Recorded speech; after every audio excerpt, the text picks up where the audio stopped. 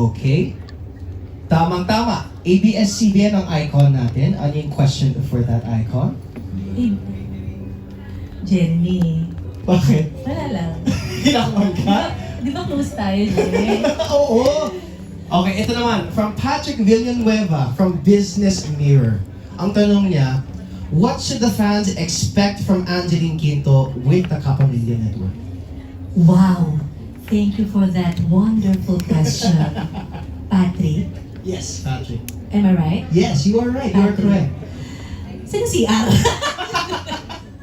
Hindi, alam nyo, ayan ang isa sa mga excited akong question talaga. Kasi, ano po ba ang i-expect ng ating mga supporters and fans from me? Alam nyo, ang dami po naming hinahanda ng mga bagong kanta.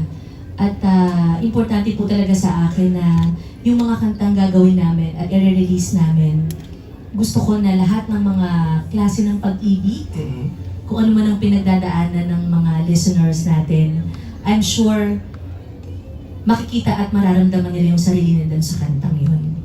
And kagaya na sinabi ni Andy kanina, at iba't ibang klase ng songs yung gagawin namin, pero syempre hindi natin kakalimutan at hindi tayo lalayo dun sa core bilang si Angeline. So yun yung very excited ako kasi nung nag-listening kami last month, ang gaganda talaga ng mga kanta. Pati ako napapapalakpak. Paano yung palakpak na yan? Ganda! Alam mo nung pumalakpak ako, bumalik yung mga kalapati. Bumalik ba? Pero, hindi, pero seryoso po, ang daming mga songs na malapit na po namin i-record.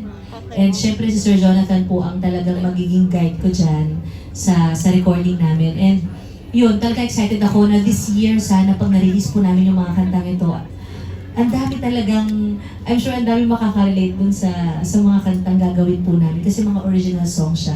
And siguro, pagdating naman po sa acting, nagpapasalamat din ako kasi hanggang ngayon talagang may mga tao po na nagtitiwala sa pag-arte ko.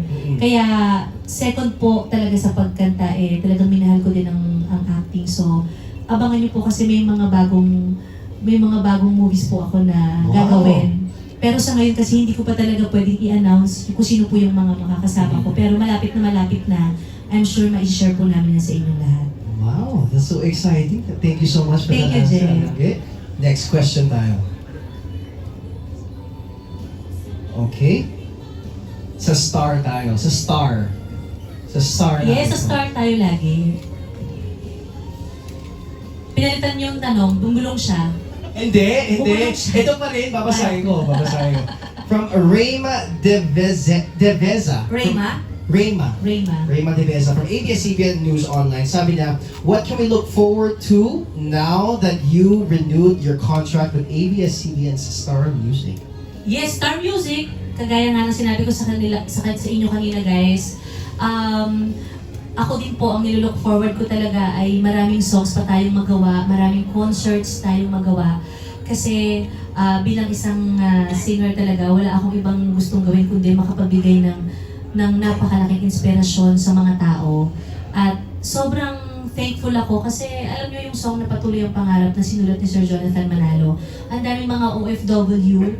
May mga OFW po na talagang nagme-message sa akin at nagpapasalamat sila kasi dahil daw po sa kantang Patuloy ang Pangarap, hindi nila binitawan yung pangarap nila. So hanggang ngayon patuloy silang lumalaban sa buhay bilang OFW sa ibang bansa para sa family nila at mga anak nila.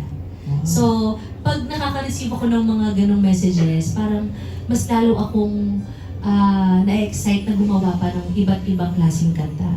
Pero ate, balik ko yung sinabi mo kanina. Tama ba? We can expect some concerts lined up para sa'yo? Yes, marami tayong gagawing mga kanta, Wow. maraming concerts. Lahat-lahatin na natin yan. Sana makasama ko ang Bini. Wow, dito sa nagana. Yung sa parinig, alam niyo na yan, ha? Pero sabi si Raymond, meron siyang isa pang tanong, Ate Angge.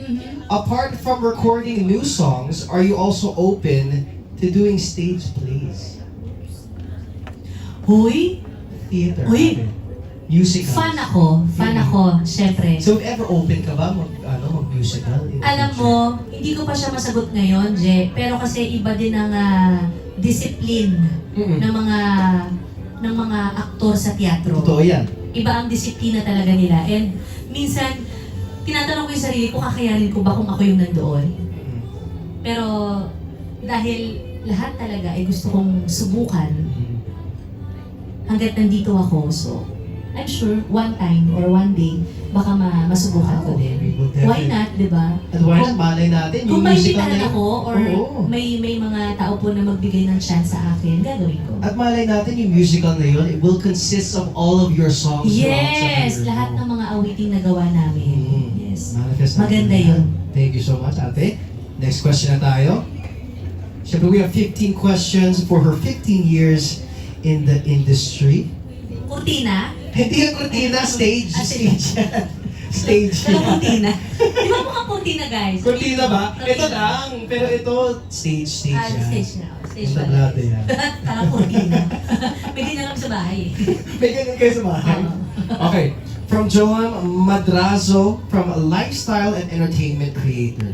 Ang tanong niya, what's one thing about Angeline Quinto today that would surprise your younger self?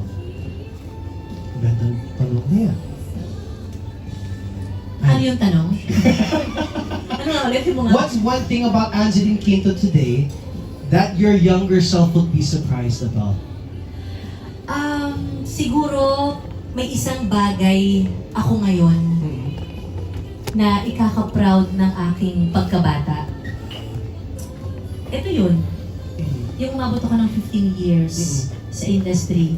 Kasi bilang isang, alam niyo yun, bilang isang batang babae na nagsimula pong kumanta sa napakaraming mga amateur singing contest, ang dream ko lang talaga po dati ay magkaroon ng isang regular na trabaho na kumakanta ko every day, every night, na sumusweldo ako. Kasi yun talaga yung gusto kong gawin na makatulong sa Mama Bob. And sa 15 years na binigay sa akin ni Lord, ang dami talagang nangyari. Pero hanggang ngayon, nandito tayo, nag-celebrate tayo ng 15th year. And ang dami pa natin nilulook forward na pwede pa natin gawin at ma-share sa ibang tao. So, ito yung pinaka maibabahagi ko dun sa younger self ko na alam ko ikaka-proud niya. And of course, syempre yung family ko ngayon.